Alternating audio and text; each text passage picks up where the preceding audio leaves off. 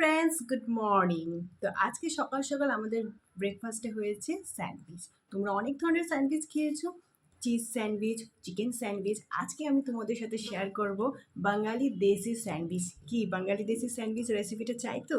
খুবই কম ইনগ্রিডিয়েন্টের সাথে ঘরে থাকা চটজলদি আর খুবই কম সময়তে হয়ে যাবে। তাহলে চলো রেসিপিটা দেখে নাও। তো দেখো, এখানে আমি গাজরটাকে গ্রেট করে নিয়েছি আর আলুটাকে সেদ্ধ করে মাখা আছে। আর বাটার আর ব্রেড তো লাগবে স্যান্ডউইচ করতে। তো কড়াইতে একটু সাদা তেল দিয়ে নিয়েছি আর জিরে গুঁড়ো, ধনে গুঁড়ো, লঙ্কার গুঁড়ো, হলুদ, নুন, বেসিক্যালি আমরা রান্না করতে যেগুলো মশলা ব্যবহার করি সেগুলো দিয়ে ভালো করে গাজরটা দিয়ে দেবো প্রথমে, কারণ গাজরটা প্রথমে দেবো, তারপরে আমরা আলু সেদ্ধটা দেবো।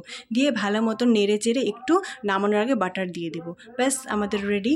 আর এখন দেখো, এখানে আমি স্যান্ডউইচের জন্য ব্রেডটাকে খুলে নিলাম। তারপর হচ্ছে আলু সেদ্ধটাকে ভালো মতন ব্রেডের উপরে একটু সস মাখিয়ে আলু সেদ্ধটা দিয়ে ওর উপর আরেকটু সস দিয়ে বাটার লাগিয়ে বা স্যান্ডউইচ মেকারে দিয়ে দিলাম। খুবই ইজি দেশি বেঙ্গলি স্যান্ডউইচ, খেতে কিন্তু দারুণ হয়ে